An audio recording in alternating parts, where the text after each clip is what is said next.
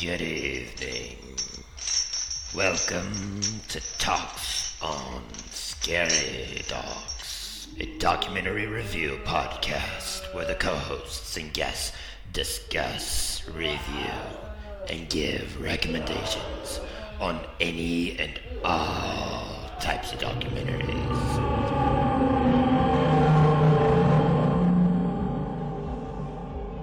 Episode 38. For this episode, we review the following scary dogs: Prime, The Witness; Netflix, The Nightmare; Tubi, Aileen, The Life and Death of a Serial Killer.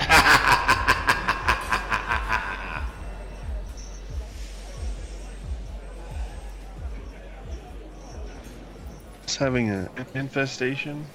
What? Yes, the sugar ant infestation. Oh. Anybody else having that? No. I haven't had that problem. Actually, this year it's been pretty good. Last year I had it. Yeah. Yeah, it's a pain in the ass. Like they're all over my kitchen, which I get, but they only congregate around the sink area. But it is just insane. And then we kill them, and of course we can't use anything non-organic and non-natural in our house. So I discovered basically vinegar and water, 50-50, will pretty much get the job done. Use a little borax. That keeps them away too. I don't know how organic borax is, but Yeah, is that a natural chemical? my wife's shaking her head no. Yeah, Raid was my best friend until my wife said otherwise. Yeah. So the ants are seriously taking me off. That, and then, has anybody seen Joker? Yes, I did. Oh, you did? Yes, I did. Of course I I did. didn't. Did you get Sean could have gone, but he's too old. 10 o'clock at night is about 2 hours after my bedtime. 2 hours. Yeah, by 10 I'm somewhat semi-conscious myself. No, what are you sitting there drinking on there, HB?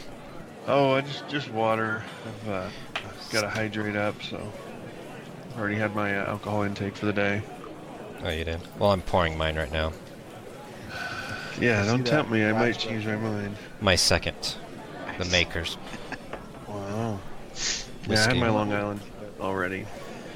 With the Vienna-style lager from the Sierra Nevada box. Yeah. Fancy.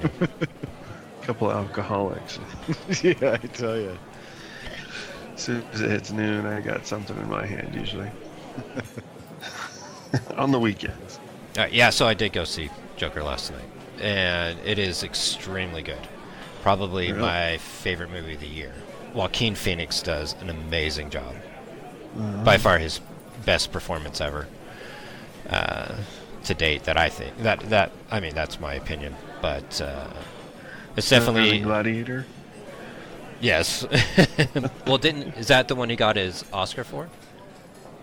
Was Gladiator? I don't know. I thought he was rather childish in that one. Oh, well, that was the character, though. He's a method actor and a very good one. But, I mean, just look at how much weight he lost. Sometimes the method is him, so. But he is a very odd character, but I think you have to be that way to be a method actor, like a really good method actor. But I've basically been telling people not to go into this movie with any kind of preconceived ideas or notions of what the Joker is. Go into this as if you don't know anything about the Joker, like who he is, where he came from, what he does, or anything. Because it's not an origin story, because it kind of is, but it isn't. It's just a very well written movie. So how does it stack up compared to all the other Jokers we've seen so far? Oh, he's by far the best. What? Yes. He is. Dude, Joaquin Phoenix, there are scenes in there that are just so disturbing because of how far he goes into character.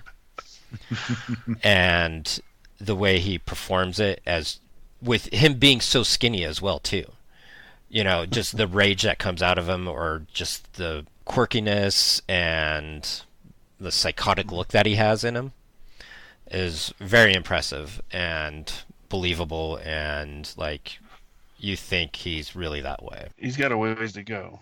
I mean, the last guy that played him killed himself. Right. Yeah, well, it took 2 movies though for him to kill himself. So he's got another one in his belt. Yeah. Well, he was also a method actor too. What the hell's his name? Heath Ledger? Yeah, Heath Ledger. Yeah. He was very much a method actor of like becoming the character in every sense of the form. And Leto was the same way too, but he ended up getting screwed royally on Suicide Squad because they cut the hell out of that movie and he ended up not getting anything. Because supposedly that movie was a lot darker when it was originally filmed. But then this one doesn't exactly seem like it was rainbows and sunshine. Not for a single second. So why is this okay and Leto's wasn't? Oh, well, it was completely different group of people, and this is outside of like the DCU universe, like the DC comic book universe. This is completely separate. You had Scorsese, I think he was producing it, and just the fact that when I saw an interview with Phoenix, and he said that after he read the script, and this is coming from Phoenix, he was just like dumbfounded of like what he just read. He's like, what the hell is this? He instantly had to read it a second time to take it all in because it was so deep of a movie and so deep of a script. I think it's wise on Warner Brothers to allow this movie to exist outside of the DC stuff, because it does have absolutely no connection to like the Superman movies and Batman versus Superman and Wonder Woman and Flash and Aquaman, all those movies. It has absolutely nothing to do with those. Like I said, you have to go. It is not a comic book movie.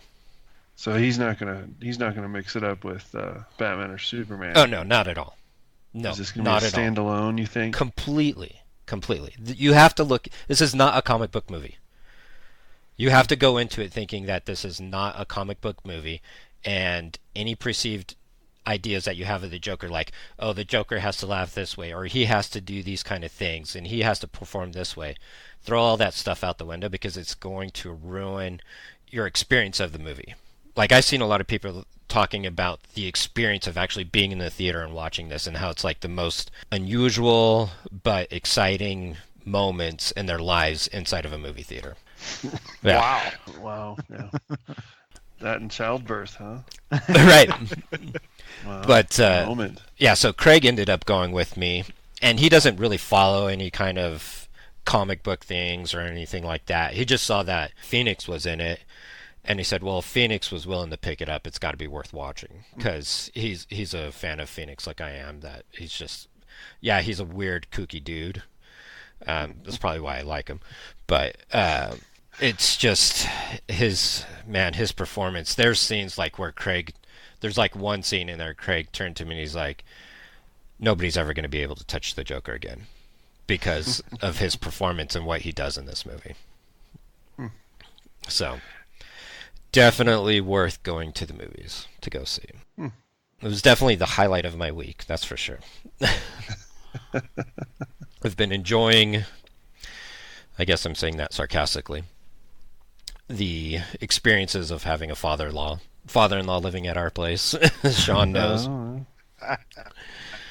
It's just my trash can right now is overfilled with styrofoam boxes and stuff. He's really big into ordering food and stuff online, like cold food, like hams and meats and cheeses, and like we have this 5-gallon bag of Cheese Whiz still in our refrigerator. All natural. Yeah, right. And it comes in these giant styrofoam boxes, and so it doesn't go into recycling. Yeah. And like 3 of them fill up my trash can instantly. Yeah. And so he ordered like 3 of them this week. So like I have no trash can right now because of these massive styrofoam boxes that are sitting in it. But yeah, it got me to thinking about, what could I do to be able to travel in time to recorrect that decision of having him live with us. Is this a permanent solution? Yes. He's on permanent disability. He has all kinds of back issues. He can barely walk. He should probably be in a wheelchair, but he's too proud, I guess, or what's the other word? Stubborn. Yeah, he's too stubborn of a person to sit in a wheelchair. But yeah, it's just like I wish I could invent a time machine or figure out how to time travel and go back in time so I could recorrect. It's one of those, decisions in life where you actually kind of do regret it. A lot of people say they never regret their decisions in life, but those people are lying, or they've never done anything. Right. They've never made any mistakes, right? Yeah. If you live in your parents' basement, it's tough to make a mistake. Yeah. HB, what is your take on time travel? Because you're such a big Back to the Future fan. Yeah. Die hard. I think it's pretty awesome. But okay, well, which one? Are we going back to the time theory, or are we doing the Marvel Infinity War Endgame time travel? No, the Infinity War, they're rookies. They did not know what they were talking about. No. Whatever. It's all Back to the Future. It's Tony Stark invented it. Doc Brown had it mastered. Like, he invented the time machine. So, yeah. There's multi versions going on. If anybody's traveled back in time and altered it, then there's several going on. But, yeah, I think people should travel back in time. Like, that whole concept of people not killing Hitler because it'll screw up history. Mm-hmm. I'm willing to kill Hitler and give it a shot. Take that chance. Yeah, there's a couple. Yeah, that's like numero uno. And then before that, though, I think I would give a shot in, like, maybe, making sure Lincoln doesn't go to the Ford's Theater that night. Because I think things would have been a lot different in our history if he'd saw through his Civil War Reconstruction plan. Right. So how do you address the butterfly effect of how everything changes almost to the point of pulling yourself out of existence because of the changes you made? I mean, I don't know. I don't think I get the concept of it, and but I don't think everything is that intertwined. I really don't. I don't think Lincoln dying, unless I guess you're related to somebody that you keep alive or somebody that you kill. Mm-hmm. I guess then, yeah, those direct people, those direct descendants. So if you're related to, somebody that you kill and they don't have your grandfather, mm-hmm. then yeah, you're pushing yourself out of existence. Yeah.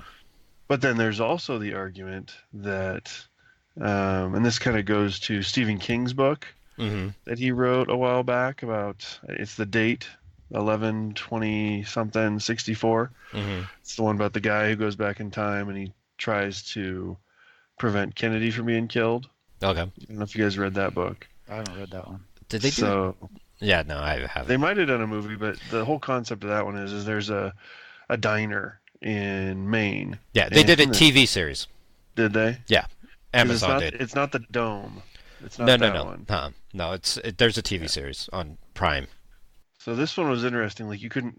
There was a hole in time basically, and you could travel to one date, and mm-hmm. that was it. You walk through the hole from current day, and you always come back to that same date. Yeah. And then you travel back, and you come back literally 3 minutes later from what you left, no matter mm-hmm. how long you that other timeline. Yeah. So this guy passes it along to a new guy and says basically, if you spend, and it's like years you would have, because mm-hmm. it dumps you off in like 63 or 60, years before Kennedy's killed. Yeah. He's like, if you can lay low and exist until that point and then show up in Dallas and prevent it, then the world will be a better place. And so the old guy teaches the young guy how to do it, and the young guy succeeds, and the world is not a better place when he returns through the hole. And the only thing is, it resets every time. Mm.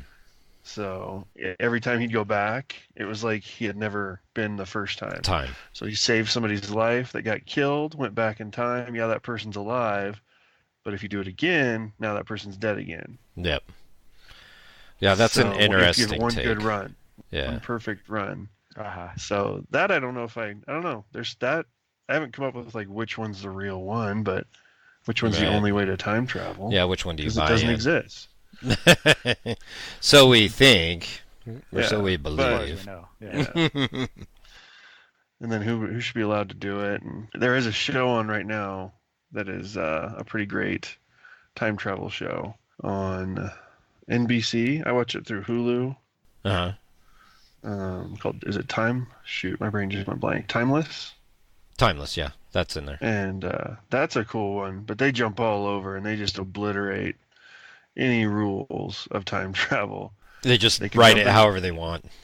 Yeah, they jump in their ball and they travel to whichever time they want. Like they go to World War One and they got cell phones. Like they leave a cell phone with some guy back in time for like decades so he can have this information that he needs to change history. Yeah. That would screw up things, leaving a cell phone in 1910. Yeah. So, Have you but seen yes. Have you seen the stuff online about the writer of Simpson being a time traveler? And how the Simpsons Groaning? Yeah, and how he's predicted the future on like I don't know, like 25 times now through the Simpsons. Mm-mm. Like there's scenes, Never you'll have heard to of look that. it up. Yeah. There's I will. weird things like 9/11, they bring up 9/11. There's some kind of mention of 9/11 in one episode, and then it ends up happening. There's the most recent one was Donald Trump, and that one's crazy because they drew this whole scene of Donald Trump like becoming president and going down this escalator, and they have this footage. yeah. They have this footage of Simpsons Donald Trump going down the escalator and an actual live scene of Donald Trump going down the escalator, and it's almost like Yeah. timed perfectly. It's crazy. Well, And there's like tons of things like that where the Simpsons have like foretold the future, and they've put it into the actual cartoon. So he's a time traveler. all right. Yeah, I don't know that it's ever going to exist, but if it could be useful. Yeah. And I would be totally tempted to do what Marty McFly did. Just bring back a little bit of future with the Gray's Sports Almanac.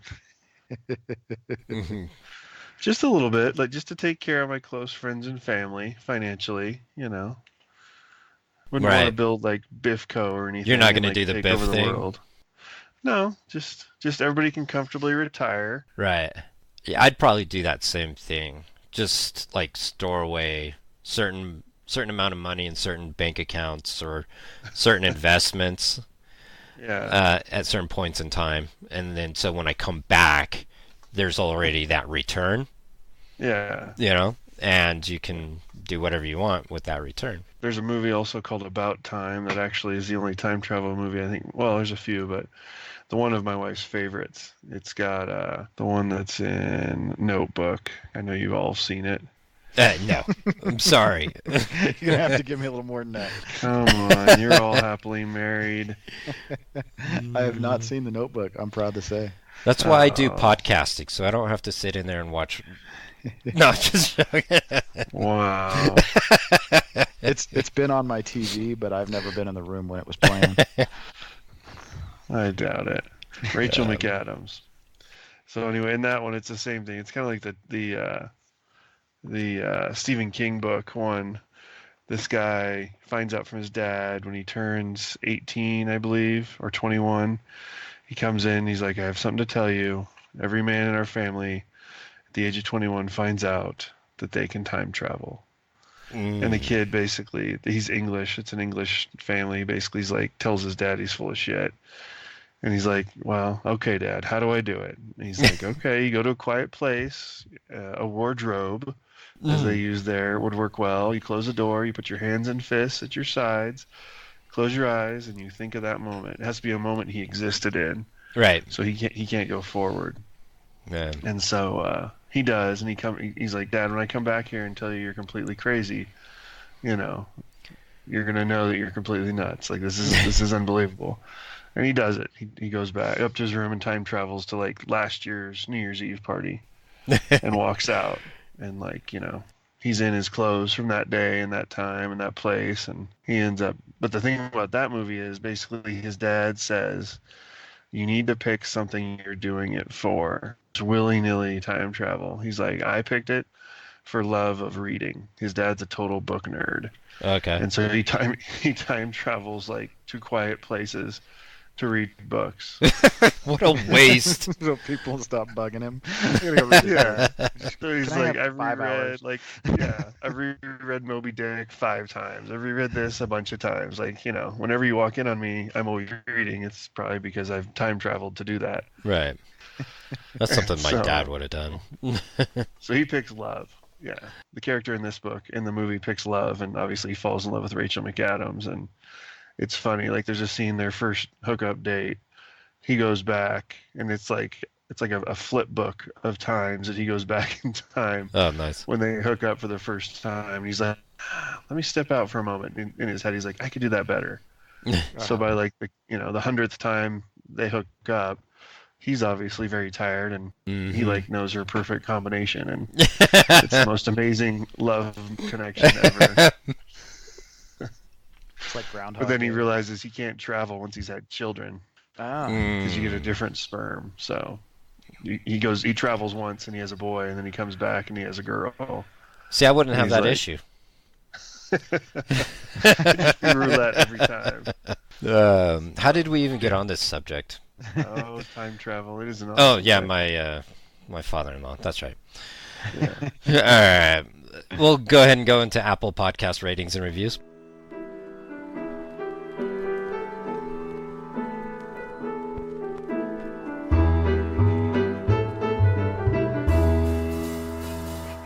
Time to give a little thanks and appreciation for the emails and Apple Podcast reviews.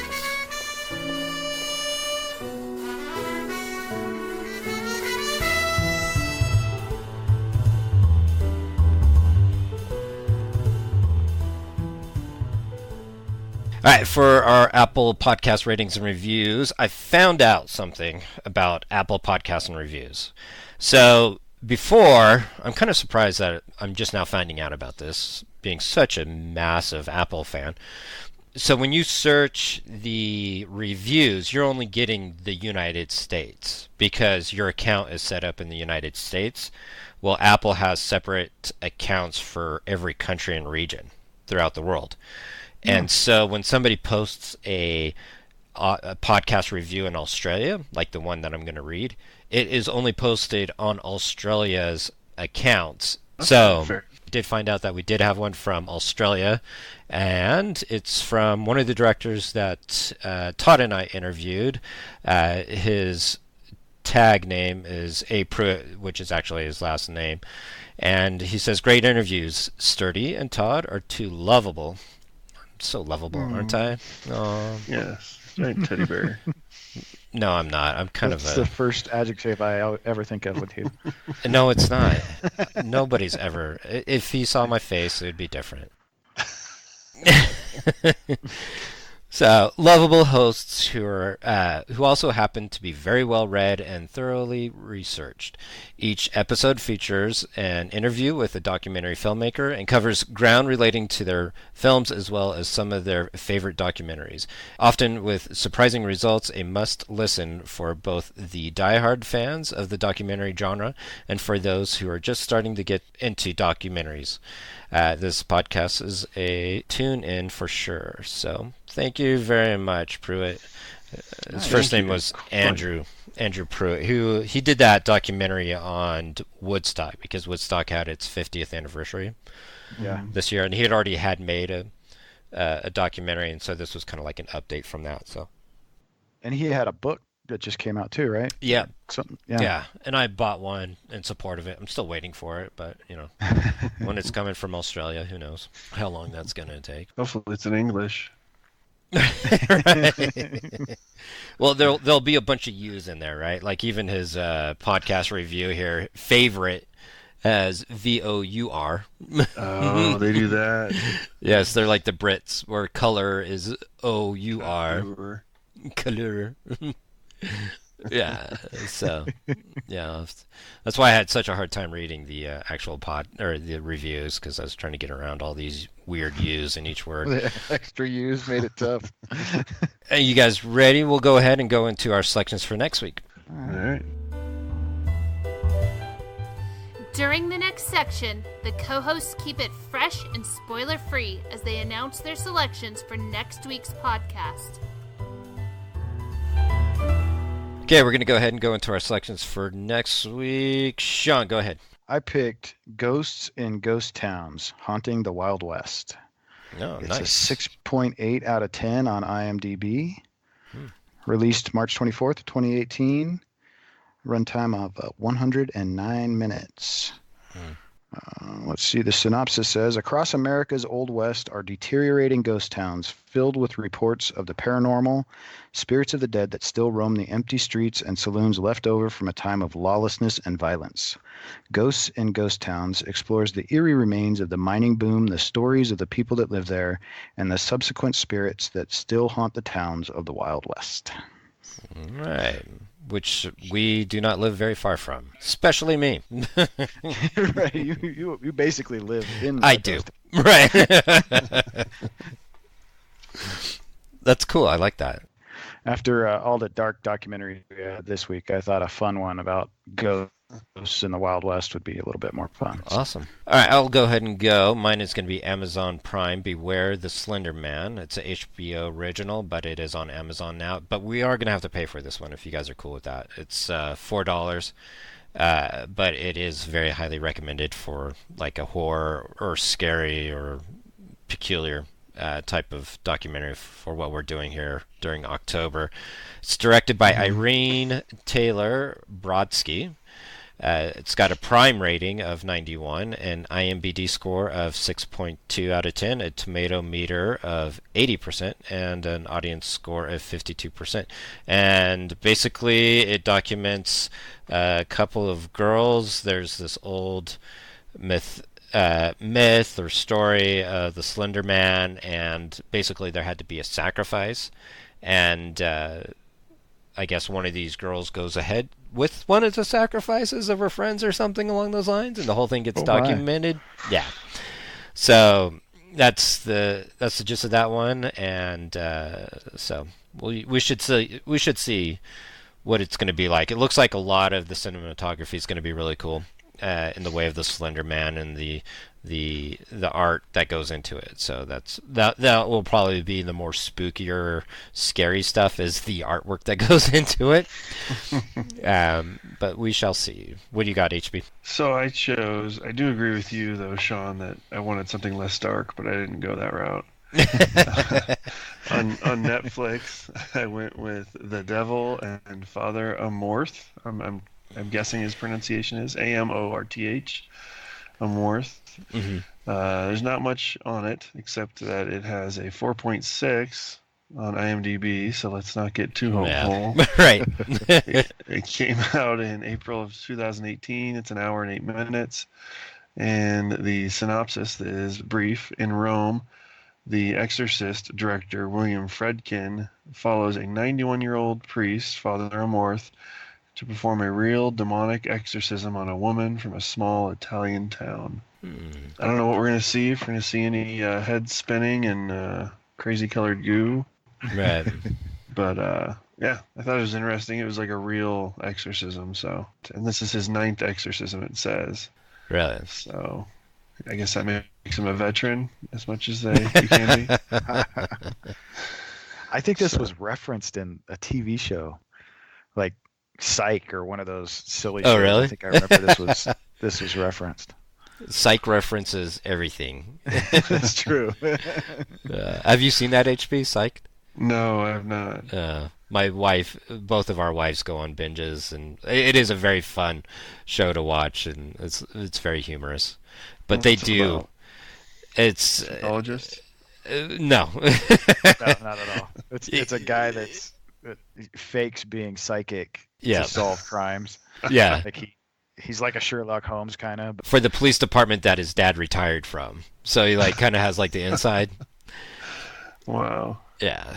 And when you want to not be mentally engaged, it's a perfect show for that. Just sit there and be brain dead for a little bit and watch some silliness. Yeah. And then they'll go off on these tangents or themes, like they do a whole theme on Twin Peaks that I love. That one's probably my favorite. That was a good episode. Yeah. So, My dad loved Twin Peaks. It annoyed me. I did not understand it. You didn't? I would try and follow it, and I'm like, no, what? Who's that guy? What's he doing that? No. Oh. The lady with the log. Yeah. The log lady. The left arm. That's a great one, man. I love Twin Peaks. Another reason why I'm so freaking weird, all right? All right, let's go ahead and go into our short doc of the week.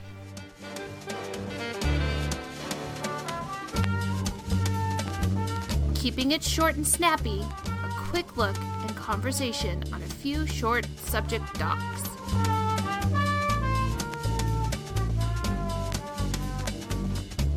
Okay, for a short, I selected on Vimeo, Clockwork Monsters, The Art of Automata of Thomas J. Kuntz? I almost called him something. Let's go with Kuntz. Maybe. Yes. It's got a little description. In this film, we take a very rare look into the world of famed automata maker Thomas Kuntz. His unique creations have earned him decades of fame as a master sculptor and creator of animated statues. I'm so glad that he brought up Disney and that his inspiration was Disney, because I was like, why is this guy not working in Disneyland? Because his art, I loved it. I don't know. What'd you guys think of his art? I thought amazing. it was the detail was off, but everything was gorgeous. I mean, even the death stuff was gorgeous. I mean, the detail, I like the matte finish style of stuff. It totally takes me into the Pirates of the Caribbean, stuff. Yeah, and you referenced Bob Gurr. That's cool. Bob Gurr is like he's the god of ride vehicles. Oh, okay. Yeah, when you think of like the Haunted Mansion, dune buggies, he invented that technology. And then the Matterhorn, that was all him. And that's the first steel rail roller coaster is the Matterhorn. So that's Bob Gurr. So that's it's kind of cool reference there. Nice. Yeah, I thought it was crazy. I wish they'd showed a little bit like how do you get those things to work, like the levers and the wheels steel and cables stuff. And right. Yeah, that would drive me insane. I think trying to figure out how to get this one hand to do something or this one foot to move. Right. Yeah, I have this old family heirloom, kind of like not a grandfather clock, but like one of the ones that sit on the shelf. Sean, you should probably look at it sometime because you got all those freaking cuckoo clocks in your house. Just because I have them doesn't mean I know how to make them. But it's an old one, and it's been passed down for generations. And there's like a couple of different springs in it, and like maybe 5 gears. But I cannot figure out how to, this guy would probably look at it and fix it in like a second, But to see his work and like all the little animated stuff, like the little like rats and stuff that are poking their heads up out of the holes. And at the same time, you've got the Grim Reaper opening up some portal in the upper left corner and skeletons turning wheels and all this stuff, and it's all very small. It's everything that you could fit easily on like on a nightstand. There wasn't anything that was huge or anything, but it was all animated. It was gorgeous looking. The artwork was he's got to be using some crazy magnifying glasses like fly fisherman style to see all that, or his eyes are gonna be toast. I wonder where he's based out of. He's got to be in like Los Angeles, right? I'd love to like. He's gotta be. I wonder if he's got like an art studio or something in like Anaheim. They had that website. I like that talked how all his stuff is built to last too. It's not just made out of rubber that's going to be deteriorated in a year and a half. He had a smart ass comment too. Rubber rots. Yes, rubber rots. Yeah, this is definitely recommend, if not require, especially if you like anything that's animated at Disneyland. If you think that's cool, you're gonna freaking love this. Yeah, there's still a couple of these at Disneyland. If they used to be all over at Disneyland, but if you go in the Princess, Fairy Tale, whatever, there's one of those in there. You turn the cranks and like it dances around and stuff. It's kind of cool. Yep. And I think there's one in a candy shop too, if I remember right. All right, I'll go ahead and do it for our short doc of the week. We're gonna go ahead and go into our breakdown now.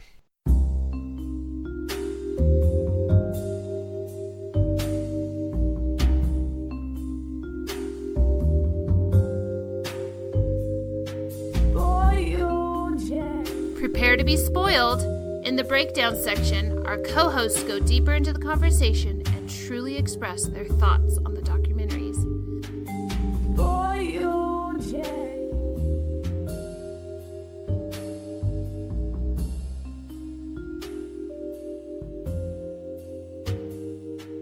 For you, Jay.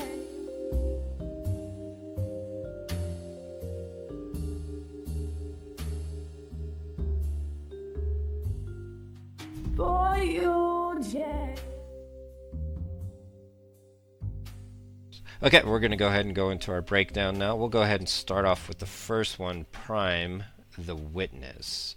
The brother of Kitty Genovese investigates the circumstances of her murder and the truth of the story that dozens of locals witnessed the crime of and did nothing to intervene. Have you guys heard? Did you guys know about this story beforehand? Before watching this? I did, yeah. Yeah. I did not. You did not. I think No. Stuff You Should Know did an episode on this because this kind of like ended up sparking the 911 federal act and stuff like that. So they ended up doing a whole episode on this on this situation, and I think they even mentioned this documentary on their podcast covering this. But so it's directed by James D. Solomon. It's got a 7 out of 10 IMDb score, a 90% Rotten Tomato meter score, 77% audience score. And what were your guys' ratings on this? What did you guys think of it? I'd give it a required, with the mindset that yes, the 38 people that supposedly witnessed it didn't witness it, but I feel like if people had taken more of a proactive approach, she would be alive. Yes. So I definitely, and we studied this. So I had studied this before in my sociology class. Oh, okay. Because as a form of like kind of like group mindset, somebody else is calling. Everybody was thinking somebody else is calling. I don't want to get involved, which unfortunately still happens while people videotape it today. But Right. yeah, it was. I didn't know as much about the family, and that was one thing. Yeah. That we'll get into, but the brother, it's quite disturbing. His life, I don't know. I think he's a little taken up with his dead sister's tale. Yeah. Yeah, I like that one point where his brother said, what's the payoff? I mean, how many more questions are you going to dig into? It's, it's 30 years ago or 50 years ago, or I can't remember how long ago it was at that point. But yeah, they got to the 50th anniversary at one point. Yeah. Yeah, what year was it? It was like 64. 64, okay. Yeah, I was going to guess right. Yeah, 64 is when this happened. And what's your rating on it, Sean? I'd give it a recommend, a strong recommend for sure. Yeah, it's not only is it's an important thing for people to know about and to try and break out of that group think, but also just it's a well put together documentary. I mean, it is grabs you, and there's animations in it are really good. So yeah, I definitely give it a strong recommend. Yeah, same here. Definitely strong recommendation for this. It's a very well put together documentary. It's an eye opener and also a teaching point on, like you mentioned, HB, of society and sociology and how society works as a group, and they expect others to take care of things when they should be doing it themselves, of calling 911 or going out and helping her or whatever. It's like you ultimately learn that, yeah, there were approximately 38 witnesses that did absolutely nothing other than 2 people. And this is in a small little tight community inside of a New York community, literally like apartments on top of apartments, literally right across the street from each other. So where the crime scene happens is that you have Kitty, she's out on the street corner, or she's out on the street trying to get back to her apartment after working in a bar. It's late in the morning, or early, super early in the morning, or way late in the night, how you want to it was like 2:30. Yeah, 2:30ish in the morning, and she ends up getting attacked. She gets stabbed several times. One person yells out, "Hey, get off of her or get out of there. He says get out of there or something.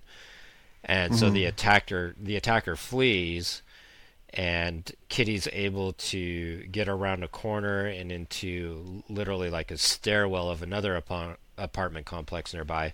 And the attacker comes back because he knows that nothing's going to happen because nobody's calling. He's not hearing sirens. He's not hearing cops. Nothing.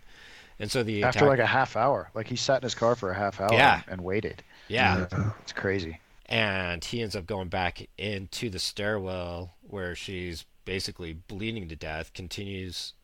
He ends up raping her, right?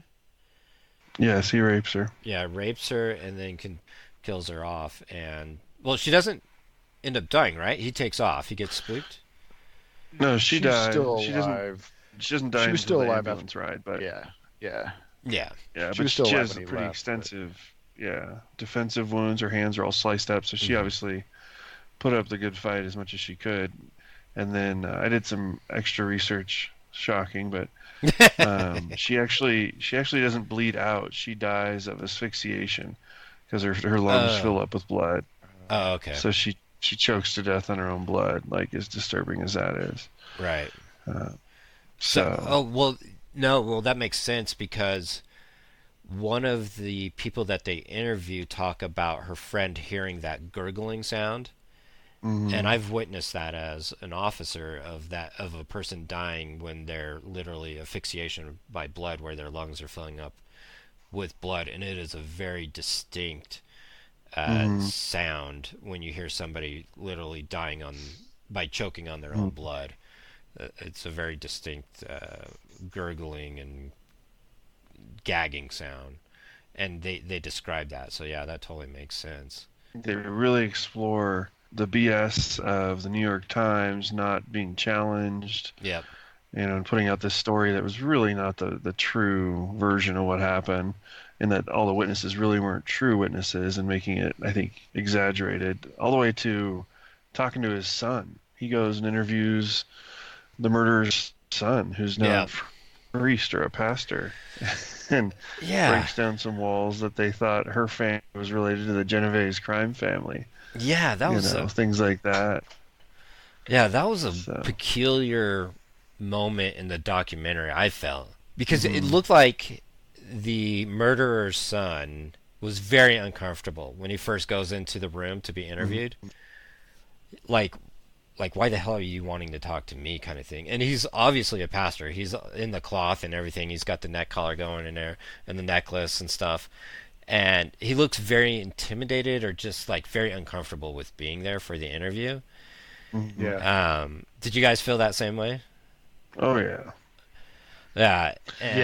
Yeah. And it was interesting when he finally says, "Well, yeah, everybody told me I'm probably going to die coming in here." Right. Yeah, thinking that he was associated to some crime family, New York gang crime family. Yeah. But and then so, like I said, exploring all those different avenues that it goes down, and that final chilling recreation. On one hand, why did he do that? Like, is that an ultimate cleansing of his soul to like endure that? But it was just when he has that actress do the recreation at the very end. That was weird. She plays his sister, and all the different accounts puts together like her staggering and screamed, and then go around the corner and scream some more when she would have screamed again at the second attack. Like I was just working in my house, and I was watching it, and I literally got chills. Yeah. I felt myself getting emotional, and that was the scariest. There was no scary parts to this except for that. Like I literally felt chills. Right. It was crazy. Right. And did you think it was weird that nobody called the cops even with that? I know he put up signs, but who reads those signs, right? Right. And still nobody called the cops. Okay, so they did put up signs? Because that was my question. Is like, are they testing it to see if anybody's going to call cops again, or was there like a public announcement? Where he's putting up posters. Oh, okay. Yeah, it was a public announcement posters. He was taping them up all over. Oh, I must have missed that because I was like waiting for that response, like 911 calls coming in about some girl, screaming bloody murder or whatever. 2 o'clock, 2:30 in the morning. Okay, so I missed that part of it. Yeah, That's good to know. yeah, that was just unnerving to all. And then, but I mean, it was just really detailed. I'm really impressed with the detail from her life story to stuff that, the fact that the picture of her on the cover of this is actually a booking photo from back in the day when she got popped for being kind of like a bookie for when she at the bar she was working at. Yeah. She definitely had a colorful background because you learn that she was married at one point, and the marriage goes south because apparently she's got feelings for the same sex, and you find out that she was gay and that she ended up having this other relationship with a girl, and that she was like Miss Popularity in high school, and like she was the kid to hang around with, but she was like always ditching out on school and getting into risky situations in high school and stuff, and so she definitely had her own colorful background. That was for sure. Yeah, she was definitely not a princess or anything.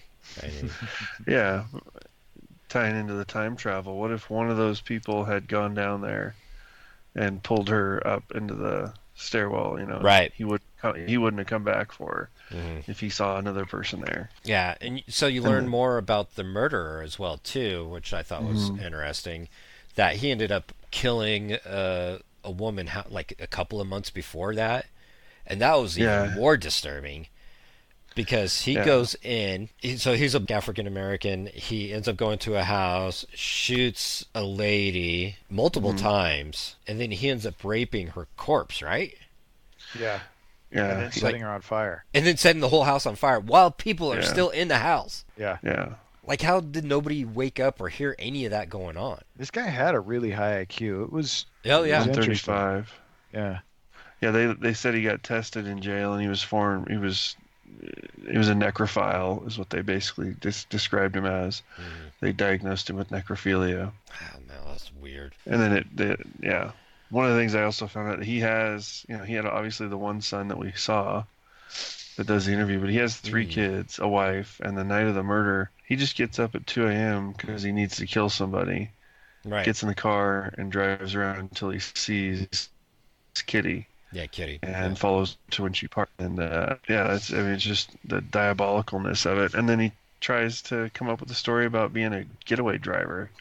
Right. In the end, for the mob, and then he didn't even do it. Yeah, and his son believed all that. It was crazy. Yeah, his son acted like he'd never done anything else wrong in his life. Just the one murder. Right. I didn't know about the other stuff. Oh, that's right. Yeah. Yeah, I mean, and then they also talk about how her dying, the narrator, the brother, in a way was motivated to want to protect and help. So he ends up going and enlisting in Vietnam, and as you see in the movie, being severely injured. Would that have happened? She lives. She lives. Does he go in the military? Does he have that drive? Yeah.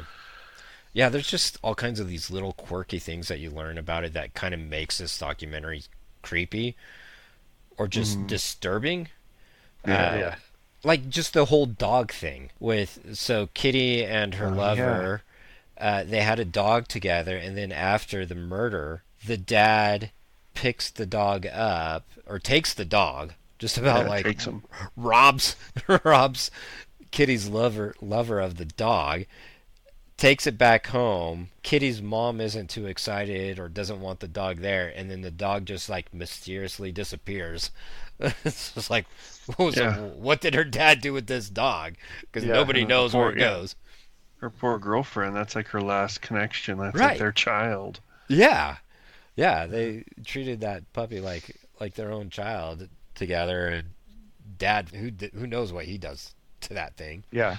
Yeah. Little tidbits that were weird and uncomfortable and disturbing all over the place.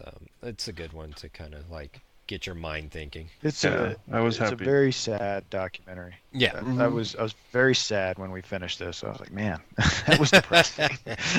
Yeah. Well, they show those scenes at the very end of how all that probably worked, his research, and it looks like something out of like a creeper movie where a guy's stalking somebody, like all these pictures and connections and poster boards of like all the people that he's researching, the brother is. Yeah. to connect all these lines and connect all these witnesses and damage to his life. Just making this documentary. All right, you guys ready to go on to the next one? Yeah. Did you guys hear the heater kick on? Nope. No, I didn't hear it. Okay. Hopefully, maybe it didn't get picked up on the mic. So if you see me pass over on the screen, it's because of, I don't know, does propane do carbon monoxide? This is the first time I've used the heater in the trailer, so... or if I just go up in flames, call Jen. Hopefully you're not getting carbon monoxide in there from your heater. Right. It'd be a pretty serious design flaw. Right. Actually, it stays pretty warm in here. Could you guys hear the clocks? No. Good, I forgot to turn them off. But I'm in a different room. So. Yeah, it's always fun. You and your chirping birds in the background and cuckoo clocks. Oh, that reminds me. We're going to be hunting, or not hunting, we're camping next Friday. So we'll do that again. Okay, same spot, or are you guys going to the same spot? Same spot, yeah. So it worked all right last time. So. Oh, are you taking all of week off? Jen Yeah. said? Okay. Yeah, I took fall break off. Yeah, Nice. I did too. Oh, did you? Nice. We're on to Apple Hill. I tried. They almost got mandatory, but No, jeez. yeah, we're going to Apple Hill amongst other things. So should be fun. Yeah, it seems like Apple Hill, like, it's better to go early in the season as compared to late. We just about go this same time the last 3 years now. Oh, okay. We hit a few. We always hit Delfino's. They have good cider and food and just awesome hiking, and there's a few that we hit that we really like. There's one that has jam, like this homemade jam. Okay. It's raspberry jalapeno jam. Sounds weird, but it is epic. Every year I get like one more jar than last year. How many years have you guys been going? This might be our fourth. I think we took Cameron when he was about 2 the first time. Okay. Yeah, Steph just made like a dozen jars of jalapeno jam. Oh, nice. Yeah, this is. I bought it on a whim, going, I like spicy stuff, but spicy sweet doesn't seem like. It's just. I can almost like just eat it by the spoonful. Nice. It's so good. All right, so for our next documentary, we'll go ahead and go into. I'll save that one for last. Okay. Well, no, let's do that one. Tubi, Aileen, The Life and Death of a Serial Killer. It's directed by Nick Broomfields. It's a second documentary about the serial killer Aileen Wuornos, focusing on her mental state on death row. It's got a 7.1 out of 10 on IMDb, 86% tomato meter, 74 audience score. And so this is his second chapter or log in documenting Aileen on her after she's been incarcerated and gone to trial. You see a lot of trial scenes during this documentary of Aileen and her being prosecuted for 6 murders. Is it 7? 7. She has six death row convictions, but 7 murders. Right. Or 6 death sentences. Yeah. And they're all in Florida, right? Yeah. Yeah. So you end up finding out that she is basically a prostitute working the trucker lines and highway systems of Florida. And it looked like most of her targets were elderly men that had some type of cash on them. And the first part of the documentary, you learn that she tries to play it off as, well, at first she tries to play it off as she's the victim, like she's getting raped by these elderly guys, and it's a self-defense argument that the only thing that she could do was get her gun or revolver after they've basically stripped her naked, I guess, and shoot and kill these guys. And then she reverts to then she reverts and says that it was more of her wanting to rob these guys as compared to murdering these guys. But then you learn that she was premeditating how she was going to kill them anyways. So it's just she's all over the board throughout the entire documentary, even all the way up to the very end of her being executed by the state of Florida for these murders. So, Sean, what was your rating on this one? It's a weak recommend. I think it's an interesting story. I wouldn't want to watch it again. I mean, she's pretty crazy, and Yes. that definitely comes through. It's another one of those. It's a sad story. It's a terrible story. Right. Not just, I mean, obviously her murders, but how she got to that point in her life is a terrible story. I thought it was interesting that they actually did make a Hollywood movie out of this. The 2003 film Monster, starring Charlize Theron, is actually based on this story. Yeah, she's freaking... Have you guys seen photos of her, or have you guys seen that movie? No. Monster? I've seen photos of her for it. I didn't realize these were connected until actually a few minutes ago when I did some more research. Yeah. No, when I've very... She gets big, very mannish looking. Mm-hmm. So. Yes. She becomes very scary looking in that movie. I mean, it's the makeup artist, whoever was the makeup artist on that was very, very very talented, and did an extremely good job at turning her into that monster. Kind of like you, Sean. I definitely give it a low recommend. It was, the style of it was okay. The narrator guy's voice irritated me for quite a while until I got used to it. I don't know what it was, but I just could not stand his voice for the first half hour at least. And then I guess the sadness of it, like, this was meant to be in a way with her.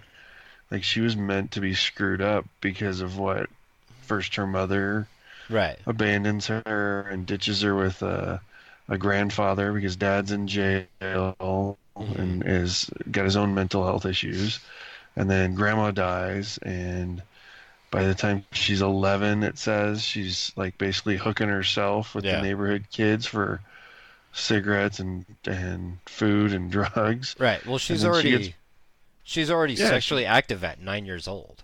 Yeah, she gets pregnant at 13 and basically becomes the town, like, Scarlet Letter. Yeah. And they, grandpa kicks her out, and she ends up living in the woods and probably only becoming more mentally unstable because of that. Mm-hmm.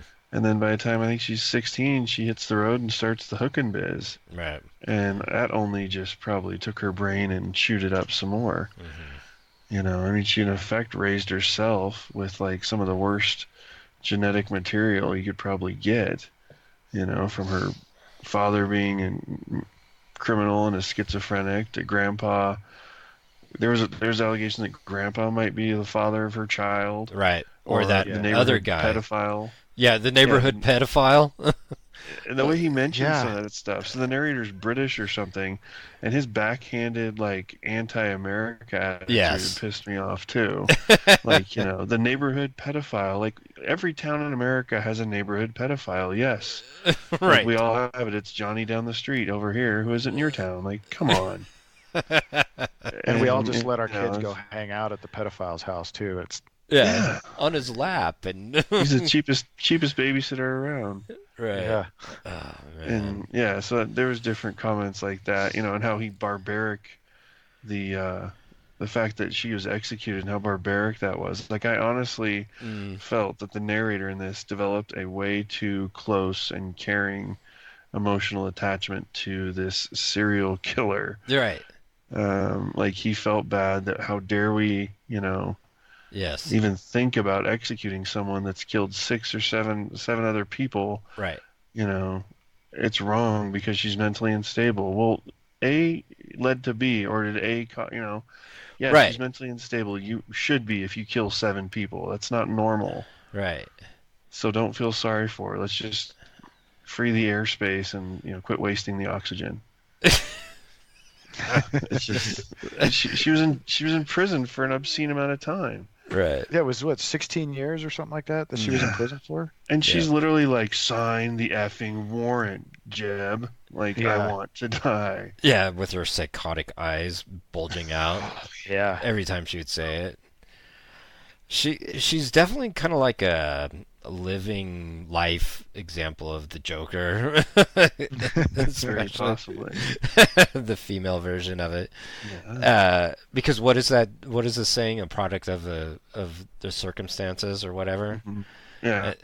Yeah, and that's kind of like what you feel that she is that she's a product of the circumstances that she was grown up and raised in, everything that you brought up, HB. Yeah. Well, even she brings up, if none of that had happened, Right. there's a nugget of normalcy in there. She's like, archaeologist or, fireman or like she had all these normal ideas of like normal career paths. I think probably the one of the most pathetic parts was that the documentarian you mentioned his sorrow, I guess, or empathy for her, and how he so easily believed her testimony in court.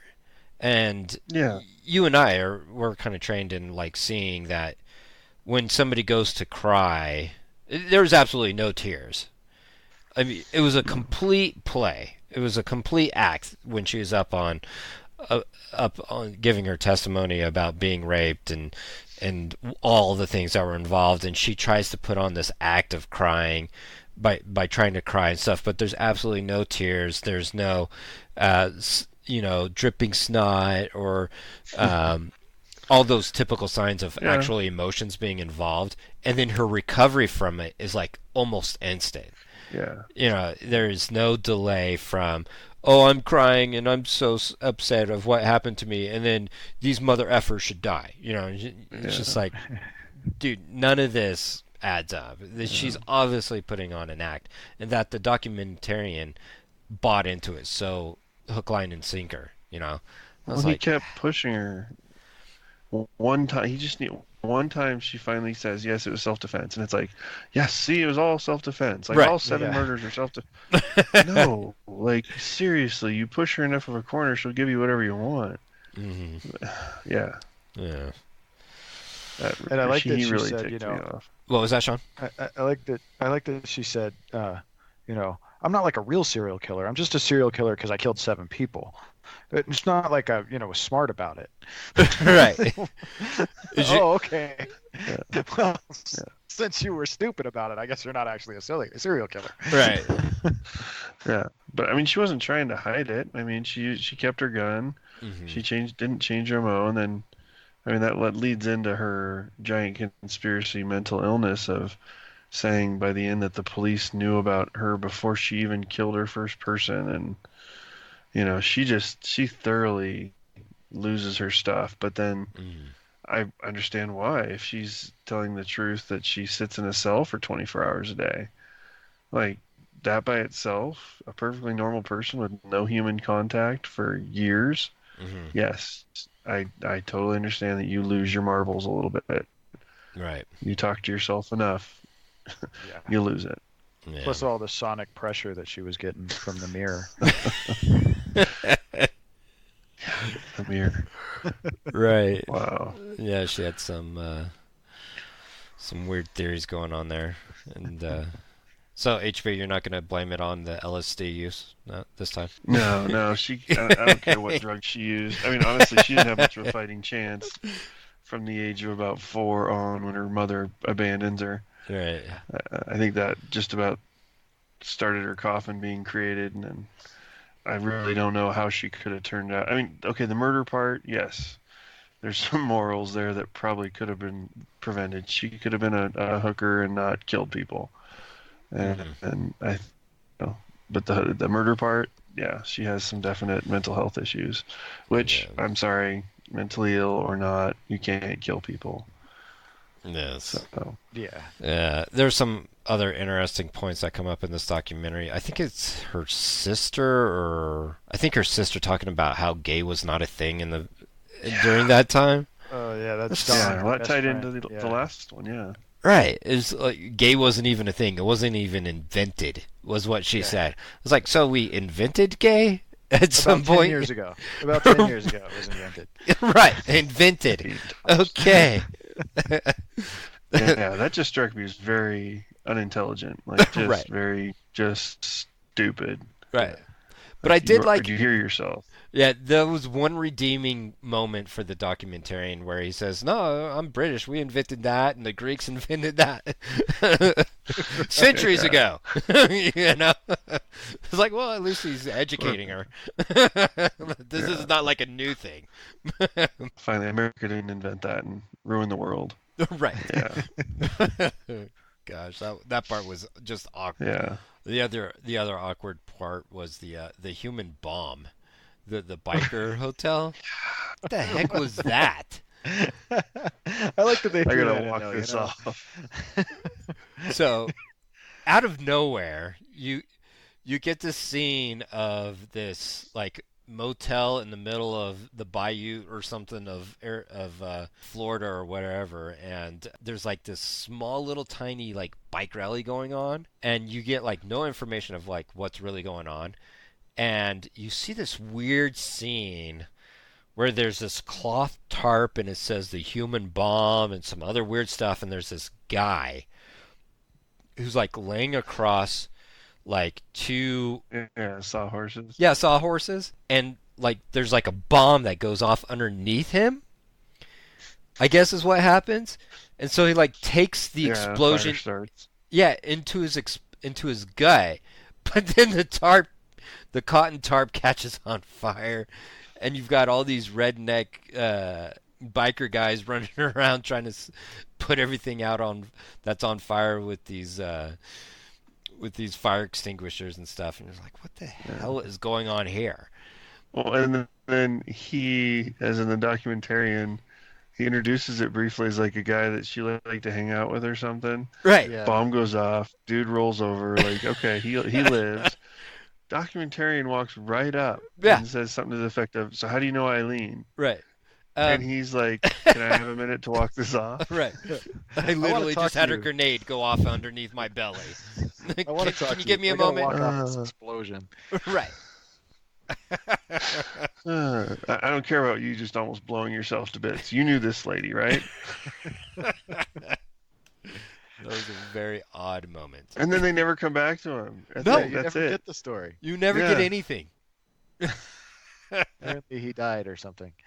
I don't know. Yeah, man. internal bleeding, maybe. Yes, that's exactly what I was going to say. He asphyxiated on his own internal blood. Yes, it's all connected. So ultimately, Aileen ends up like turning the whole thing against the law enforcement, trying to make a movie deal out of this whole thing, right? Mhm. Well, some of the officers ended up getting in trouble, right? Yeah, there were some dirty cops. Yeah. And so they were trying to make backdoor deals with Hollywood and media of trying to sell the story.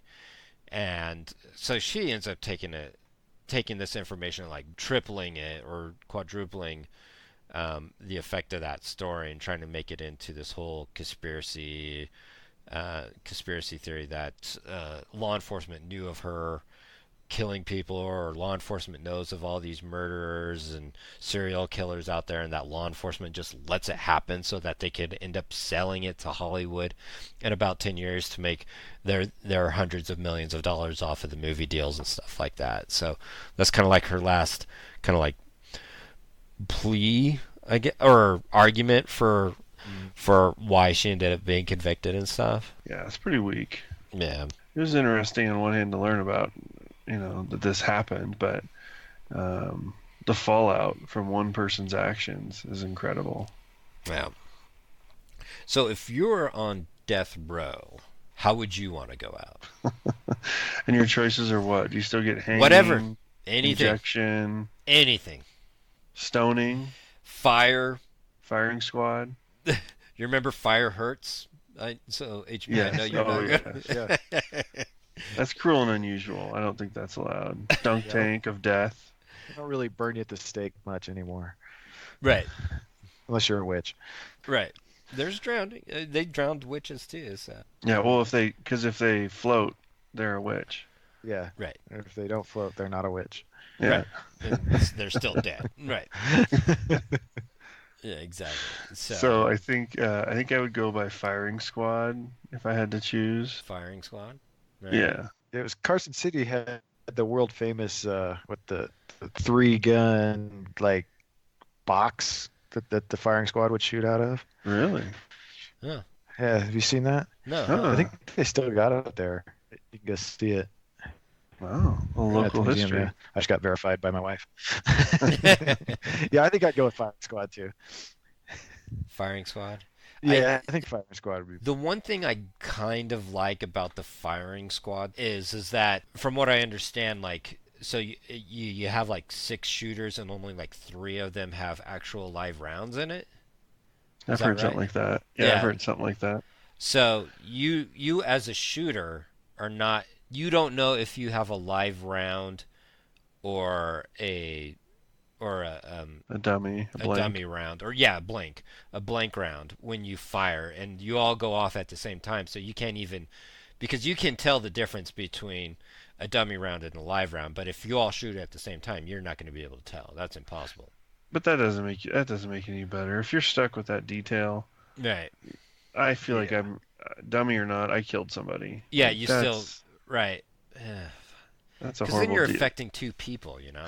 And I don't like that. I don't like that. Wow, you actually that's the lovable side of you there, Sturdy, coming out. You know, you care about everybody else. Whatever.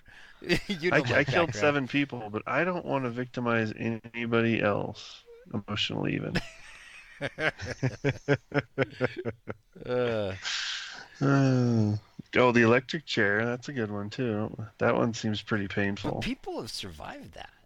Some people do. Yeah. That's crazy. I think I'd want the electric chair and try to fight it. Yeah. Just to see. My one last think- fight. Well, You know you're gonna really has a smell. lot to- Yeah. I won! You're gonna smell the burning flesh. Yeah, you Make get sure they over it. wet the sponge, right? Yes. Yes. No. So what's your last meal? Oh, is it the KFC? Right. So her last meal was what? KFC. French fries. $20 limit. Yeah, $20 limit. I thought that was interesting. It's like, yeah, that really? was We're gonna completely limit it to jacked. $20 after all the money we've spent over how many years of incarcerating them and taking care of them, and Yeah. we're gonna limit 20 them bucks though. to $20. Yeah. Don't push it. Right. Taxpayers are gonna You've get given up. pissed. For 20 bucks. I think I'm going with one of my favorite foods, round table pizza. King Arthur Supreme. The last real honest Yeah. pizza. And a beer, and I'm eating the whole thing. Yeah, you could probably do that under $20 in Florida. Yeah, just one pizza and a 6-pack, maybe, if you can afford it. So, hey, Sean, you having your wife cook for you? Yeah.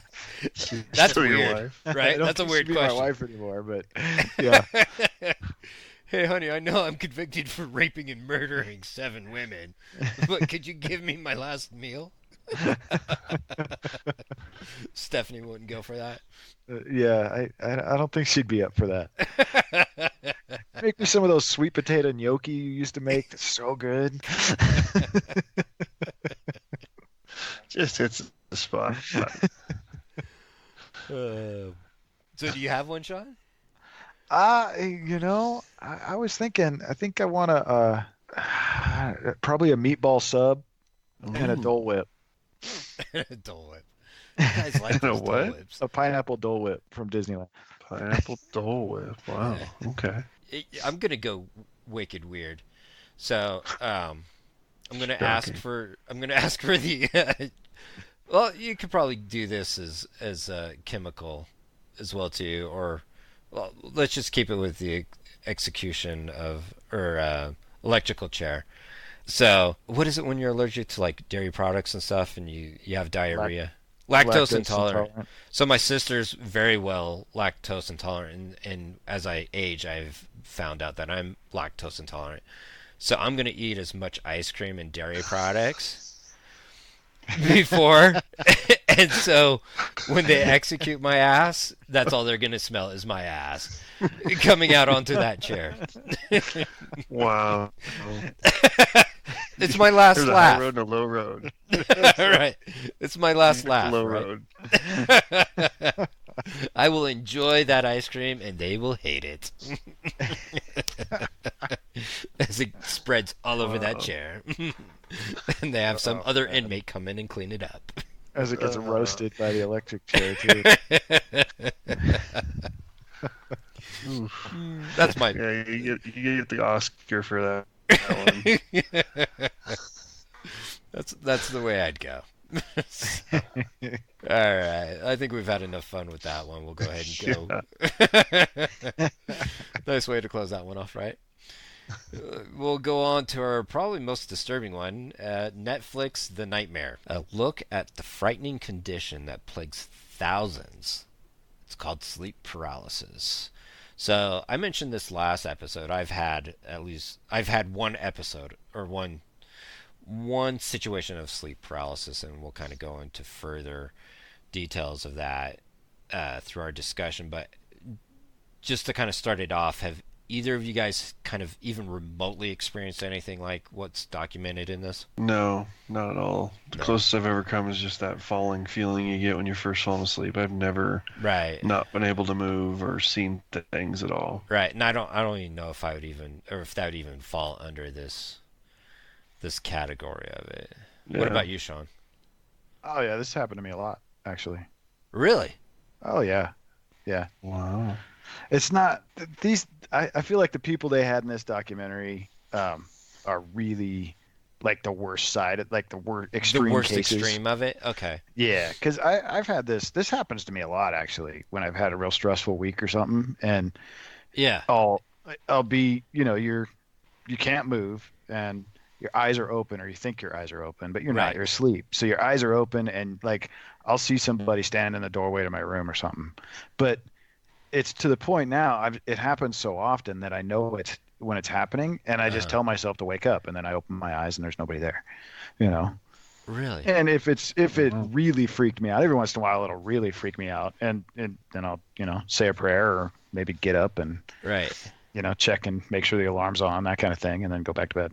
Is it a black shadow person, or is it a person you could name? I wouldn't say it's that distinct. It's just a feeling that there's somebody there, and sometimes it's more extreme than others. And I've actually maybe seen a shadow, nothing like you see in the documentary, but yeah, I mean it's, and I've talked to my wife has had it happen before too. It's just I don't feel like it's that big a deal, to be honest. Well, because you gave it to her. Yeah, right. That's right. It's like an STD.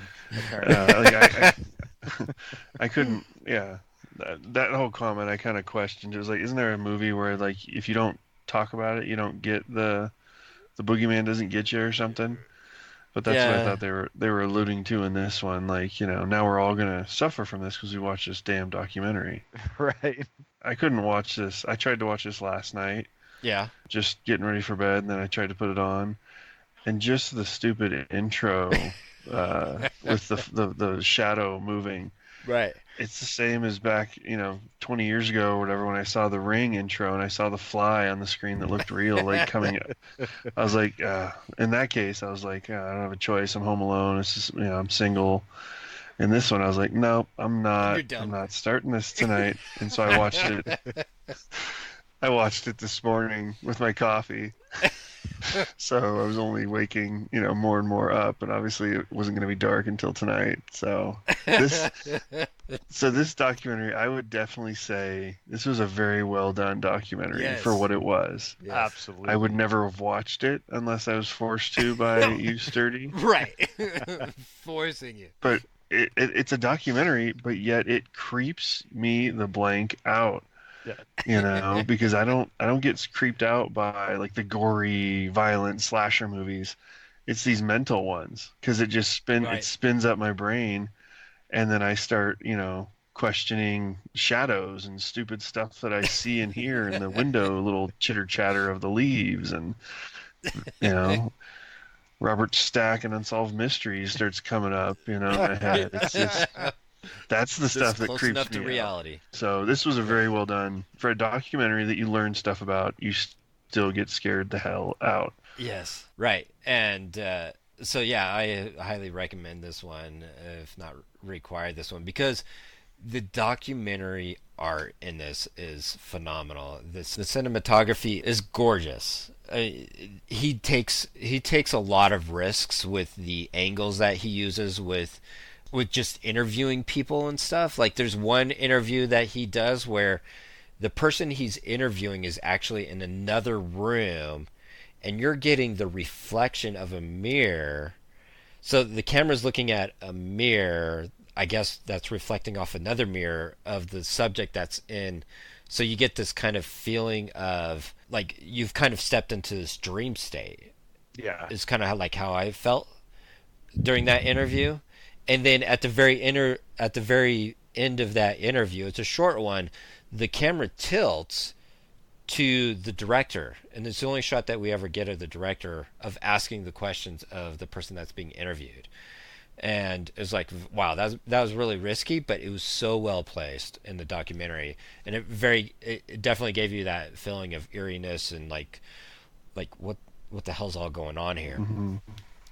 And all those scenes in the nightmare scenes or the paralysis scenes of the shadow, Mm-hmm. it was so crazy. I've never seen that effect where you literally see this walking shadow. Yeah. And those things were creepy as hell. Yeah, looking. and then they did that one scene towards the very end where they actually showed them changing costumes to do the 3D Yes. shadow. That was cool. It was Yes. awesome. This doc, on when you look at it from that perspective, from cinematography and storytelling and all, it's Right. This might be one of the best we've ever seen. I think it was Yeah. so well put together. And especially Yes. when you compare it to that Scary Stories doc we watched, or mini doc we watched last week. Yeah. Okay, see, this is how you do a shot and make it look scary. Yeah. Right. Yeah. So my one-time personal experience of this, and I kind of alluded to it last podcast, was I was in high school, and it was before I met Jen or started going to church and stuff. And so it was my senior year of high school. We were at my dad's studio apartment, and it is literally a studio apartment where like it's all like everything's in the same room. It's like the kitchen, the family room, the little eating area, the bathroom. The only thing that is separated is like the water closet where the shower and toilet is at. Everything else is like literally one room. And so we're there, and it's in the middle of the day, and I remember my dad's in the kitchen, he's cooking dinner, my sister's watching a television show. I want to say it was Cheers, and I fall into this like super deep sleep, but I'm still able to hear everything that's going on in the room. Like, I know where my sister's at, I know where my dad's at, I know what he's doing, but I'm like in this sleep trance. And the only differences that I have between the people that are interviewed in this documentary and what I experience is that, so when I get to that point where I see the shadow, like my hearing kicks on, and this kind of goes back to my shooting of, like, for some reason my auditory is more enhanced as compared to my visual effects. So I still hear everything like live going on around me, but everything goes like super dark visually, and I feel like I'm asleep, but I cannot move my body whatsoever. And then it's like this super dark area that I'm in my head, but then there's this darker shadow that comes into the scene. And so it's like a darker shadow inside of darkness is the only way I can kind of explain it, right? So that's different from what these people see, because these people like see their room and everything, and then they see the shadow figure come through like a door or a closet or whatever. But it's kind of like part of their reality around them, where mine was different, where it's like super darkness. And I don't know if it was because it was in the middle of the day or what, but it was like dark, and then like this ultra darkness shadow that came out. And mine actually gave himself as he, like, in this documentary they talk about how the figure says multiple times, like, you know who I am, you know who I am, you know why I'm here, right? Mm-hmm. Well, in my experience, I actually like question, like, who are you, why are you here? And he says, I'm the destroyer. So he actually names himself in mine as the destroyer. And the minute he mentions himself as the destroyer, the fight is on. And so instead of it being a physical fight, I'm kind of like these people where they kind of explain it as a spiritual or another dimensional fight with this spirit or shadow or whatever you want to name it. But to me, it felt like it was my spirit against this evil spirit, and there was nothing physical about it. It was all like spiritual fight, and it was just like very exhausting. And it got to the point where I felt like I was waking up and pulling out of it. And as I was pulling out of it, or what I thought was pulling out of it, I felt this shadow like spiritually grab a hold of me and pull me back into it. Like I was almost out of it, and it pulled me back into it, and the fight was on again. And it kept on saying, this is my time to take you. I'm the destroyer. This is my time to take you. And it was just like, I had that feeling of it's now or never. Like, I either win this battle or I'm lost. And it kept on going for a while, and then finally it was just like, there was a lot of those scenes where the person looked like they were trying to fight up, Mm-hmm. like, or fight themselves up. And I had that same feeling, and then all of a sudden I just kind of like woke up into what was going on around me, and I was drenched. And that was one thing I was waiting for them to mention in this documentary, was that they were like soaking wet or that they were drenched in their own sweat. But nobody mentioned that, because I distinctly remember that when I woke up, I was drenched, like I had just like been in a 5-minute physical fight, you know. And but nobody mentioned that, so I was like, oh, okay, well, you know, maybe that was my own little experience. And you know, when I popped out of it and I could feel, and the other thing that I also experienced, that a lot of these people experienced, was that heaviness on the chest, where it felt like something, this massive weight was sitting on top of your chest. And that's what I felt like I was spiritually fighting off, was this massive weight sitting on top of my chest. And so when I woke up, I had this like instant of having to like try to catch my breath, because I had that sensation that they talk about in this documentary of losing your breath or not being able to breathe, or that feeling of suffocation. And I experienced that too, that one time, of like, when I woke up, it was just like heavy breathing, super sweaty, and I like kind of looked around and saw like my sister's still watching Cheers, and my dad's still burning the fajitas on the grill. You know, it's just How long do you think it was really in real time? Oh, it couldn't have been more than 15 minutes at that. No more. Like 15's the max of the entire episode for me. But then I've never had that experience ever again. What about you, Sean? Do you ever meet the Destroyer? No, I've never met the Destroyer. It never gets that far for me. Usually, you know, like I said, I know it. Like, I can consciously feel it when it's happening, and I've just learned how to just tell myself what it is and wake up. And I firmly believe that it's just a matter of you're falling asleep. You know, it's like when you have a leg jerk or something, when you fall asleep almost too fast, when you're really tired and fall asleep too fast. I feel like it's Yes. just another piece of that, where maybe your body's falling asleep faster than your mind, or your mind's falling asleep faster than your body, kind of situation. So you're still semi-conscious, but not at the same time. Mm-hmm. That's what I feel like. I do that a lot.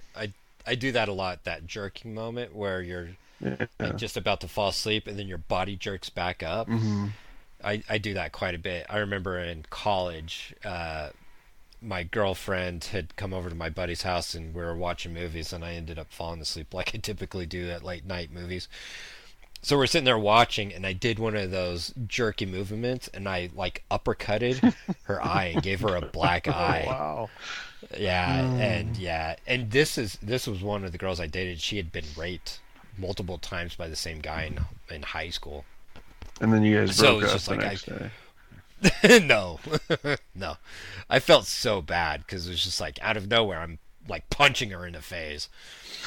But yeah, I know that jerky feeling. I hate that feeling, man. When you just like all of a sudden you're like kicking and punching. You're So I thought it was interesting because I was hoping they would touch on it, the spiritual aspect. The one gal really think that her calling out and connecting to Jesus Christ was like what ended this and changed it. saved her. Yeah. Do you think that's more what worked for her because in her mind that would work, or do you think there is like a demonic thing going on or a spiritual thing? Either one of you. I'll go. I think there is more of a spiritual thing because that's literally how I felt. And like I said, though, this all happened in high school, my senior year, and I didn't become a Christian or start going to church until my sophomore year of college. Mm-hmm. So we're talking like 4 years after When were you baptized? the event. Have you been? No, I've been baptized, and I was baptized in '94.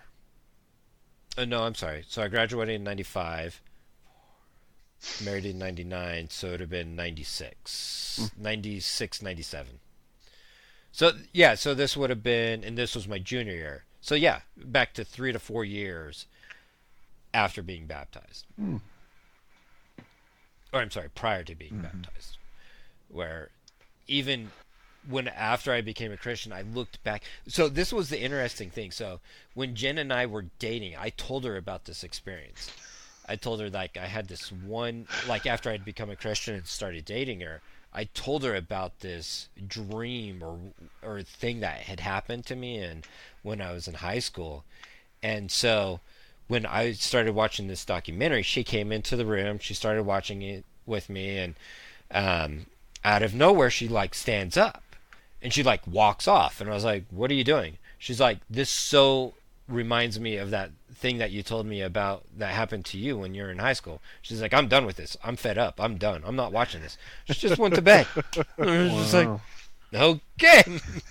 So because I was thinking in my mind, I was like, does she remember me telling her about this like before she stood up?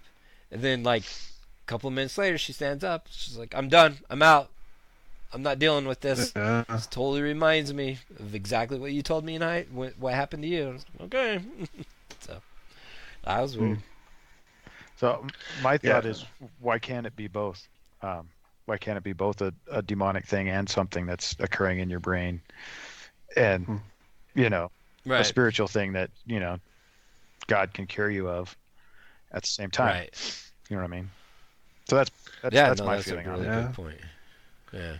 Yeah, I mean, so I was baptized when I was 8, and then in my life I became a strong believer in college, but I had a good foundation all through grade school, middle school with my mom. But I just kind of wonder if this is something that you kind of surround yourself and it just doesn't come in, or your brain subconsciously knows that it's safe or thinks that it's safe from something like this because you have that faith. And whether they're totally unconnected, it's just a tool in your brain that prevents your brain from going down this rabbit hole, because your brain immediately just, I don't know, has a protective gear that wouldn't be there if maybe you didn't have a faith in something. I don't know. It seems I totally just haven't experienced it, and I don't want to, but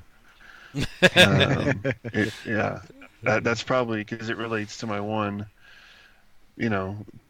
fear in life, which is, I guess, a lack of control in things I can't change. Losing people and not being able to prevent it, seeing things happen and not being able to act. Things like that are, a weakness of mine, or I guess a fear of mine, and this would tap into that like no other, in a sense. Yeah. So yeah, it was a crazy doc. I mean, it was really excellent. Just scared the hell out of me. Well, that's what we're trying to do this month. No. This is definitely a scary doc. There's no question. Yes. Yes. So, out of all the people or characters, I guess you could say, in this documentary, were there any that stuck out to you, or you're like kind of chuckled at, or? So the creepy lady that had sex with the thing. Oh yeah, that has a picture that got raped by There's a it. picture of herself hanging on the wall in her bedroom. Right. That lady is creepy. Like there's something very wrong with that lady. Right. Yeah. What about you, HB? The guy with the goatee, or the as I put it, Forrest? the stoner. Yeah. I'm sorry, he has done some drugs that assisted in this. Like I feel like they skipped over, and that's one thing they don't touch on. Like, what's your drug history? What's your usage? Because that affects your brain. Are you going back to LSD on this? Not necessarily just LSD, but if you get high and stoned or baked or whatever, you're gonna see and think some weird shit. And I'm sorry, looking at that guy, he has done something. Whether he's been on meth or weed or coke or everything, I don't know. Wait a minute. Which one? Because there was a couple of guys that were weird with The- those. It was the skin- beanie guy. The beanie guy, the skinny guy. He had a really clean, trimmed, just chin beard. The guy that tossed Not so the what one was that, part of his not the one that stories? sat there playing with his beard all the time and dated the hippie chick. That saw the Okay, that was Forrest. Yeah, that was that guy was just weird, but I think the other guy was drug induced. The skinny guy with just the chin beard. yeah. Okay. So Was he the one that was on like the Skype interview, or the other one? no, the Skype interview guy was British, I want to say, or Irish. He was the one that was always there. He stood under a spotlight at one point. Right. He did, like, he was in a dark Okay. room with a spotlight on him, kind of. Right. Okay. I think he had All some right. drug assistance in his. Yeah, he was Yeah. the one that caught sleep paralysis from his girlfriend and then gave it Oh. to his girlfriend. Yes. Yeah. Right. hated Yeah, it. it was a Yeah. communal Yeah. disease. The other ones, I mean, the one guy who has the hippie chick that goes in the woods, like, that would have stopped earlier than that it did with him, with me. Like, why are we Right. running into traffic with our hands on our eyes closed? Right. And you kept dating her? Right. Yeah, that was Forrest. His name was Yeah. Forrest. Yeah. She must do some Yeah. crazy fun stuff other than that. Right. And well, he was the one that saw more like the alien figures. Yeah, the static TV As compared screen. to Shadows and the Hat Man. Yeah, the static TV looking ones. Yeah. And I'm sorry, Right. he was 1.5? Was he the one that was 1.5? Yes. No, like, how do you don't consciously remember that? Are you Remember that. out of your mind? No way. I Like, think okay, you have this issues is- now, but don't tell me you remembered it when you were 1.5 years. Year and a half. Yeah, In the crib. I want to say it's a projected memory for that guy. Yeah. Like he Yes. may remember being frightened when he was a year and a half old, but then it got superimposed with what is that, Communion or whatever that one movie with Christopher Walken that his Yeah. dad was watching. I think Yeah. those two memories have merged, and that's why he thinks that's what it is. That's my guess on that guy. Well, that dude had a lot of weird tics and stuff going on too. Yeah. Like if you watched him, he almost looked like he was obsessive compulsive. With like he was like just tapping weird things on the table, and his behaviors with his hands and stuff. It's like this guy's got more going on than just having sleep paralysis. Because yeah, he would like kept on. Oh, there was during the interview, he kept on like looking back. Yeah. There was one scene then, specifically like- where he really looked like he saw something. Right, he like looks back behind him. Yeah. What's going on? You're being interviewed for a documentary. No, there's something back there. I'm like, are we No, going to see a there's nothing Shadow back Man there. right now? Right. Yeah, that dude was weird, man. He was the character that just like that guy's freaking off his rocker for me. But I mean, I guess I get it. I mean, if you stay up that much, you have that much sleep deprivation over decades, your brain's not regenerating. It's not restoring itself. You know, I mean, I've been sleep deprived for a few days, and it's, you know, fatherhood. I mean, Yeah. over time, it does mess you up. You are drunk in a way. Yeah, you are. Yeah. So, like, equivalent of being a .1 on a PBT. Yeah. So, yeah, that's interesting. We all picked somebody different. That was, yeah. What was the girl's name? The Hispanic little girl? She was short, Sean? The one Yeah. that disturbed you? Yeah. I don't remember her name. I just, yeah. The lady. Yeah, she's the one that got raped by did she see a Hat Man? Like the Freddy Krueger kind of like thing? I think you can't said she remember. watched the movie. I don't Yeah. remember. It wasn't Right. Freddy. There was no shape. There was no. It was just this amorphous sense of being inside of Oh, her. okay. Oh, that's right. That's Yeah. right. Yeah, that was a disturbing scene when they depicted that in the documentary. That and the claw that attacked the one dude's junk. Oh yeah. Yes. Oh. Oh, that was painful. Uh, Yeah. Yeah, it was like a metal Yeah. claw. Like And it like hit the claw. hard. Yeah. And it hit his junk hard too, yeah. That's like, well, man, I'm glad I never experienced that part of it all, dude. we got a gig for you. It'll be good for your acting resume. But you gotta get hit in the junk a lot with a claw. With a metal pokey claw. Yeah, that was disturbing too. But yeah, she was definitely weird. And the other thing was the cat thing when they started introducing the red eyes. Yeah. And that was the communal one where you could contract it from your friend. And that was a weird story to begin with, because so the one dude was talking about how he had these sleep paralysis, and then they were in, like, I guess college, and they had like a sleepover. Yeah, there's 3 of them in bed together. Yeah, 3 of them in bed together, and so he ended up having an episode, and she ended up contracting the episode, and she could see this like wicked cat with these red eyes. So they're like literally like sharing the same experience together. That was a Yeah, trip. that one. Yeah. I think that was the spot where Jen's like, all right, I'm done with this. This is freaking lame. And walked out. Well, if you listen to Joe Rogan, you can have shared hallucinations with LSD too, where you see the same. Oh, you thing. can? Yeah. I So- have actually done that. You both drop at the same time or something? Don't give me that look, HB. I saw that. No, seriously, Dan, you know who I'm talking about. Yeah. In high school, all right. This is gonna get a little pornographic, people. All right, so let your children go away. So yes, shut up, HB. I can see your thoughts on your face. So we go to our buddy's house. He goes to Reno High School. Very clean dude, doesn't drink, doesn't do alcohol, or doesn't do drugs or anything. Anyways, we end up at his house out of everybody. He goes to Reno High, we go to Reed High School, and we're just like frying on LSD, just frying balls. So we end up in his basement, okay? And there's this poster, and it's like one of those 80s drawings of kind of like a sensual girl, where it's not like, it's kind of like black and white, and then like the only thing that's colored is the red lips, kind of like poster kind of thing. In the back in the 80s, you guys kind of got that picture in your head, and she's got a bikini on, right? And it's like just one of those very classic 80s, you know, sexual drawing posters. And so I'm like sitting there like looking at this thing, and then all of a sudden I see this girl, and I'm hallucinating this on LSD. And she takes her hand and she dives in underneath her bikini, and she starts going to town on herself.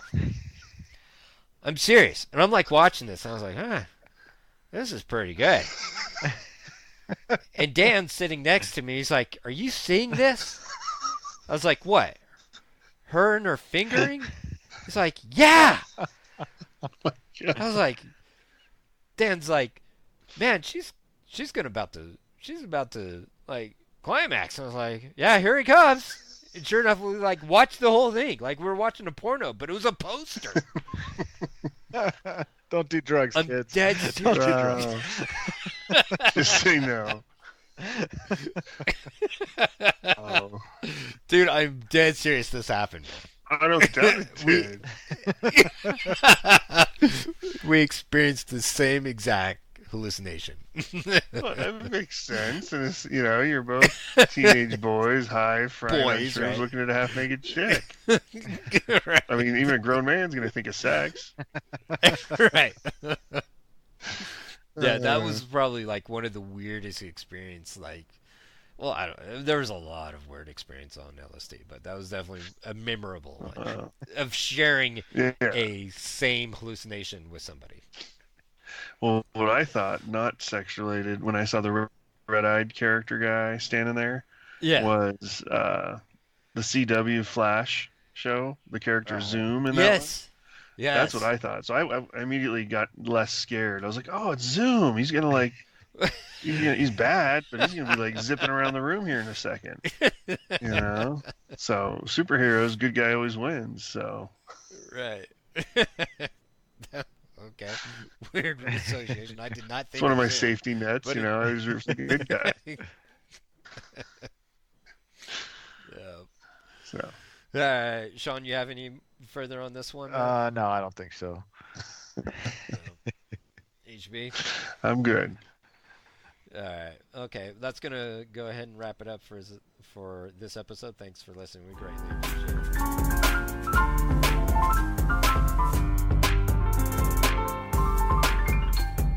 Talks on Docs is a community podcast, meaning we want to get to know you and to talk to you, the listeners. But to make that happen, we need you to first contact us. Please feel free to email us at talksondocs@gmail.com. Or if you prefer, contact us on Facebook at Talks on Docs or on Twitter at Talks on Docs.